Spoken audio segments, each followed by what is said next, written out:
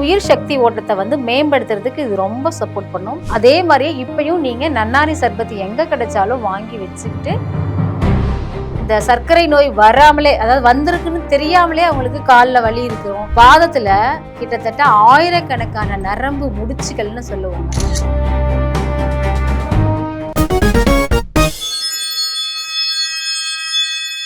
வணக்கம் நேயர்களே, உங்க கால் எரிச்சலா இருக்குதா?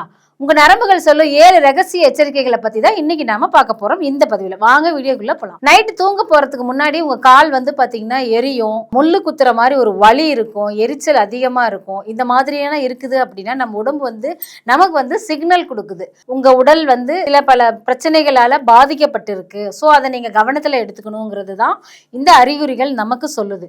ஸோ இந்த கால் எரிச்சல் ஏன் வருது அப்படிங்கிறத பார்க்கலாம். இதில் சுவாரஸ்யமான தகவல் என்னன்னா, நம்ம காலில் வந்து பார்த்தீங்கன்னா பாதத்தில் கிட்டத்தட்ட ஆயிரக்கணக்கான நரம்பு முடிச்சுகள்னு சொல்லுவாங்க, அது இருக்கும். அது வந்து சரியாக செயல்படணும். அப்படி இல்லை, எரிச்சலாக இருக்குது, வலியாக இருக்குது அப்படின்னா மூளைக்கு இது வந்து ஆர்டர் கொடுக்கும். உங்கள் கால் வந்து எரிச்சல், கால் வலி, முள்ளு குத்துற மாதிரி வலி, இதெல்லாம் ஏன் வருது அப்படிங்கிறத மூளை வந்து நமக்கு சிக்னல் கொடுக்கும். இதை வந்து இக்னோர் பண்ணாமல் இது எதனால் வருது அப்படிங்கிறத கவனத்தில் எடுத்து அதை நாம் சரி செய்யலாம். இப்போ கால் எரிச்சல் ஏன் வருது பார்த்துடலாமா? ஒரு சிலருக்கு வந்து பார்த்தீங்கன்னா சர்க்கரையோட அளவு வந்து ரொம்ப நாளாக பாதிச்சிருக்கும். அவங்களுக்கு இந்த டயாபெட்டிக் நியூரோபதின்னு சொல்லுவாங்க, அது வந்து அவங்களுக்கு இருக்கும். ஸோ இது வந்து சிக்னலாக சொல்லும். ஒரு சிலருக்கு வந்து இந்த சர்க்கரை நோய் வராமலே, அதாவது வந்திருக்குன்னு தெரியாமலே அவங்களுக்கு காலில் வலி இருக்கும், எரிச்சல் இருக்கும், ஊசி குத்துறது போல் வலி இருக்கும். ஸோ சர்க்கரையோட அளவு கரெக்டாக இருந்துச்சு அப்படின்னா நமக்கு இந்த பிரச்சனைகள் இல்லாமல் இருக்கும். இரவில் உங்களுக்கு வந்து கால் வலி, அந்த எரிச்சல் எல்லாம் அதிகமாக இருக்குது அப்படின்னா பகலில் வந்து பார்த்திங்கன்னா நம்ம நிறையா விஷயங்களை யோசிச்சுருப்போம், நிறைய வேலைகளை செய்துட்டு இருப்போம். அதனுடைய பிரதிபலிப்பு தான் இரவில் வந்து ஏதாவது நம்ம வேலைகளை பெண்டிங் வச்சுருந்தோம் அப்படின்னா இரவில் வந்து மூளை வந்து ஆர்டர் போடும், நாளைக்கு இந்த வேலைகளை செய்யணும், இந்த வேலைகளை செய்து முடித்தா நமக்கு இத்தனை விஷயங்கள் நடக்கும். ஸோ இதனால தான் நமக்கு வந்து இரவு நேரங்களில் வலி, அதாவது காலில் வலி, எரிச்சல், முள்ளு குத்துறது போன்ற ஒரு வலியெல்லாம் தோன்றும். அதே மாதிரியே விட்டமின் B12 உடைய அளவு வந்து குறைஞ்சிச்சினாலும் காலில் வந்து ஊசி குத்துற மாதிரி வலி, எரிச்சல் இதெல்லாமே இருக்கும். சர்க்கரையோட அளவு அதிகமாக இருந்தாலும் சர்க்கரை நோயால் அதிகமாக பாதிக்கப்பட்டிருக்கிறவங்களுக்கும் இந்த கால் எரிச்சல் இருக்கும். விட்டமின் B12 அசைவ உணவை வந்து தவிர்த்திருப்பாங்க இல்லையா, அவங்களுக்கு இந்த விட்டமின் B12 வந்து அளவு வந்து குறைஞ்சிருக்கும். இதனாலையும் நமக்கு வந்துட்டு காலில் எரிச்சல், வலி, ஊசி குத்துற மாதிரியான உணர்வுகள் எல்லாமே இருக்கும். நம்மளுடைய நரம்புகள் வந்து பார்த்தீங்கன்னா மின்சார ஒயர் மாதிரி நம்மளை வந்து அந்த நரம்பு வந்து ரொம்ப சேஃபாக வச்சுருக்கோம். மெயிலின் அப்படிங்கிற ஒரு பாதுகாப்பு படலம் வந்து அதில் இருக்கும். அது குறைஞ்சிருச்சு அப்படின்னா நமக்கு வந்து இந்த மாதிரியான ஒரு சில குறைகள் எல்லாமே இருக்கும் பட்சத்தில் நமக்கு இந்த கால் எரிச்சல்கள் அதிகமாக இருக்கும். ஒரு சிலருக்கு வந்து பார்த்தீங்கன்னா ரத்த ஓட்டம் வந்து தொடர்ந்து ஒரே இடத்துல உட்கார்ந்து இருக்கிறது, நின்றுட்டு இருக்கிறவங்களுக்குலாம் வந்து ரத்த ஓட்டம் சரியாக போகாது. இது இருந்தாலுமே வந்து பார்த்தீங்கன்னா சுறுசுறுப்பாகவும் இருக்காது, மந்தமாகவும் இருக்கும், அந்த வலி இருக்கும், ஊசி குத்துற மாதிரி இன்னும் ரொம்ப வலி இருக்கும். நின்றுட்டு இருக்கவங்களும் சரி, உட்கார்ந்துட்டு இருக்கவங்களும் சரி, எந்திரிச்ச உடனே நம்மளால நடக்க முடியாது.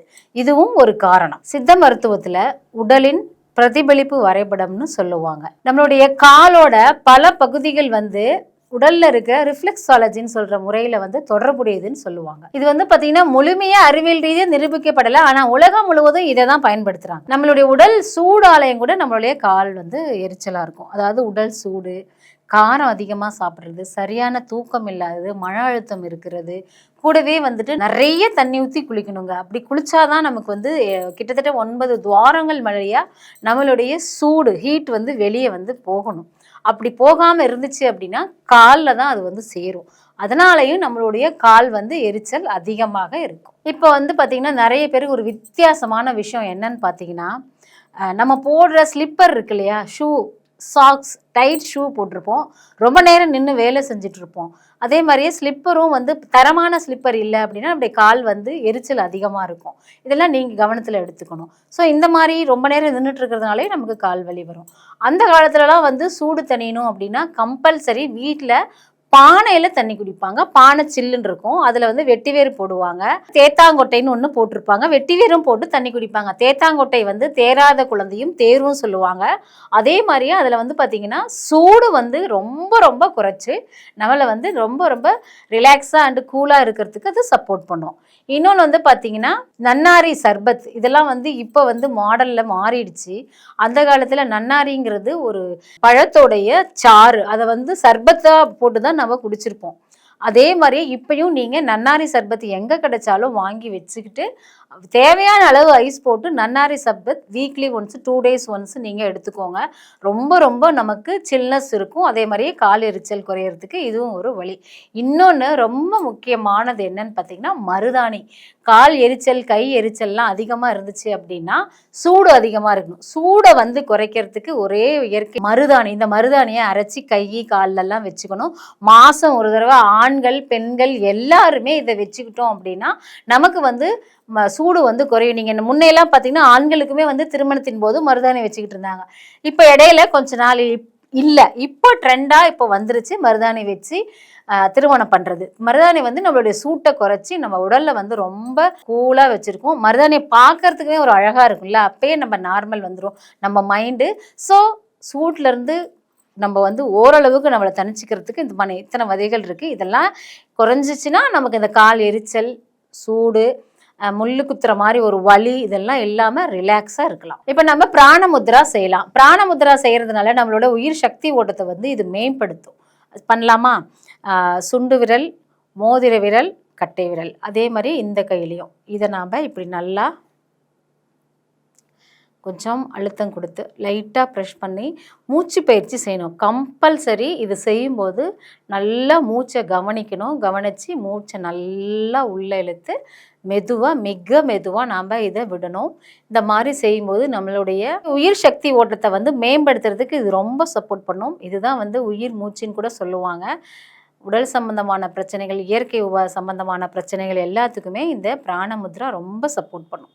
நம்மளும் இதை நம்ம செய்யலாம். தூங்க போகும்போது இதை செஞ்சுட்டு நிம்மதியாக தூங்கலாம். அடுத்த நாள் நல்லா மலம் ஜலம் போகிறதுக்கும் இது சப்போர்ட் பண்ணும். இப்போ நீங்கள் இந்த கால் எரிச்சல் ஏன் ஏற்படுதுன்னு நீங்களே வீட்டில் டெஸ்ட் பண்ணுங்கள். உதாரணத்துக்கு அடிக்கடி தாகம் எடுக்குதா, தண்ணீர் குடிச்ச மாதிரியே இல்லையா, சிறுநீர் அடிக்கடி வருதா, அதே மாதிரி கால் எரிச்சல் அதிகமாக இருக்கா, இதை நீங்கள் அலட்சியமாக இல்லாமல் உங்களுடைய ஃபேமிலி டாக்டரை பார்த்து அவரை கன்சல்ட் பண்ணி அவரோட ஆலோசனையின் பேரில் இதை நீங்கள் சரி பண்ணிக்கலாம்.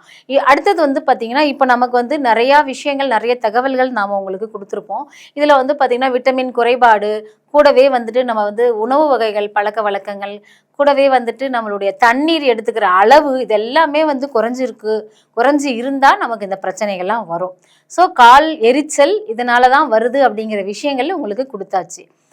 நாளைக்கு நாம் பார்க்க போகிற தலைப்பு என்னன்னு பார்த்தீங்கன்னா கை கால் வந்து மதப்பாக இருக்கும் இல்லையா, ஸோ இது வந்து ஒரு பெரிய இஷ்யூவா அப்படிங்கிறத பற்றி தான் பார்க்க போகிறோம். ஸோ இவ்வளோ நேரம் நீங்கள் பாத எரிச்சல் பற்றின வீடியோ தகவல்கள்லாம் கேட்டிருப்பேன். இது உங்களுக்கு நிச்சயமாக யூஸ்ஃபுல்லாக இருக்கும்னு நான் நினைக்கிறேன்.